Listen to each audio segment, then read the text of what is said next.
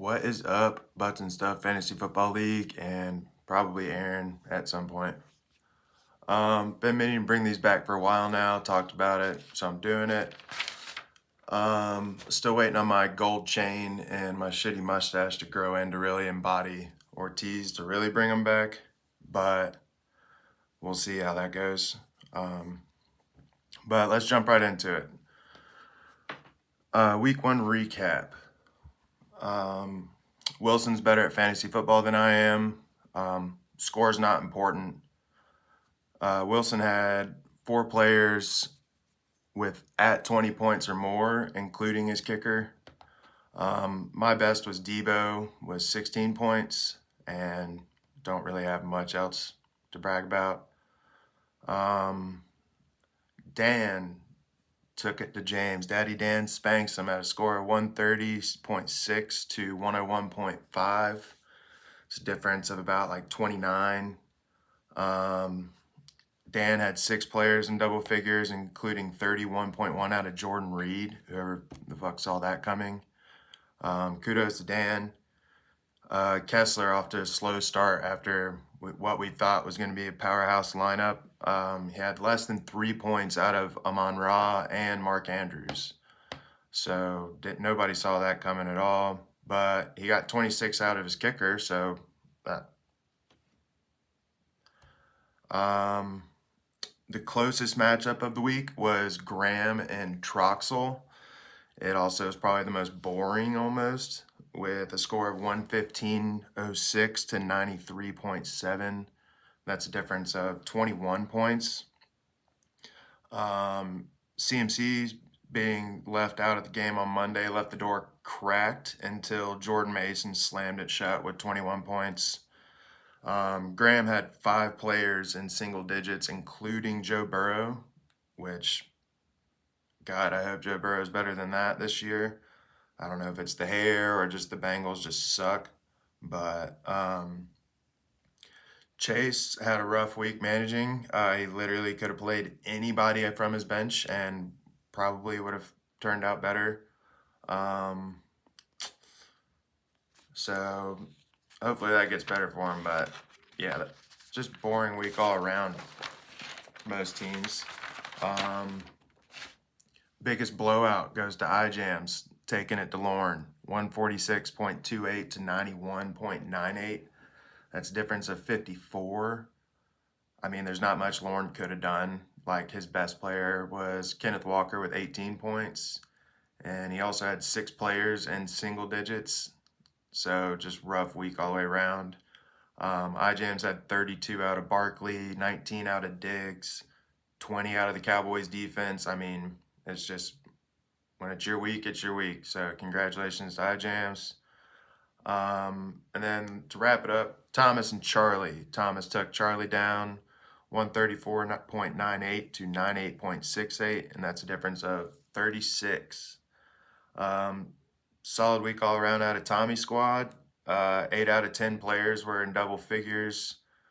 His best were out of Mixon and Tyreek, both had over 20. And after Tyreek got arrested, had that funny celebration. That was pretty sick. Tough week for Chuck all the way around. He had 5 players under 7 points, including 0 out of his defense and 2.5 out of Drake London. But he got 31 out of Josh Allen, so like a third of your points came from one player. Don't know if that's sustainable, bud, but congratulations to whoever the fuck that was, Thomas, I think. So week's best high scorer of the week was Wilson. Again, not important how many points he scored. Good job. Worst was out of the Hebrew Hammer, Lorne. Again, tough week, just went through it. Only had 91.98 points. The most efficient was this guy. And the highest points in a loss. I only scored like 112, so it's not really that high. But I made the right choices to get 112, so worst manager was Troxel. Like I said, He literally could have played anybody else from his bench.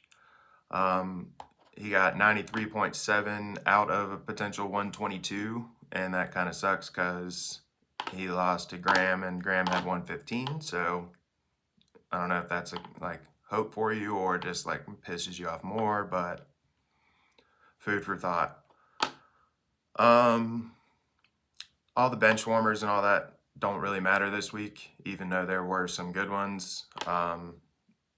The closest matchup this week was decided by over 20 points, so just not good all the way around.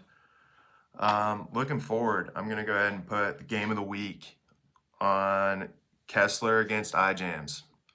iJam's going to look to keep it rolling. Kessler's hoping that everybody shows up on Sunday to play, put a foot in their ass and get them going. And then Wilson looks to continue to be as lucky as possible against Thomas. Thomas looks like his team might be Mr. Consistency this year. Everybody averaged about 10 or 15 points. So Wilson, if he doesn't get those 30 out of random people or whatever, I don't know. I'm not bitter. Next up, the Hebrew Hammer. Lauren looks to derail the Trump train. That might have started last night after the debate, but we'll see. Dan looking to take it to him and add another spanking and keep that caboose rolling. Next matchup is Graham has his first date with a BBW taking on the thick boy Charlie. Should be interesting for Graham. I don't think he's ever been anywhere in that situation, but I think Charlie might throw him around a little bit. Could get interesting. CMC may not play next week, but Jordan Mason was still awesome, so we'll see. And then to wrap it up, I'm looking to maintain the perfect managing record again against Troxel and hopefully make him regret joining the league again. I mean, I don't want him to fucking quit, but anyway, so I got Chase next week and I'm coming for you, bud. You're on notice. Other than that, that's all I got. I didn't have much time this week to put it together. Might get more into it, might not, but we'll see. Hope you boys have a good week. Hope this week's much better than fucking last week for the rest of the league. And see you when I see you. Love you guys.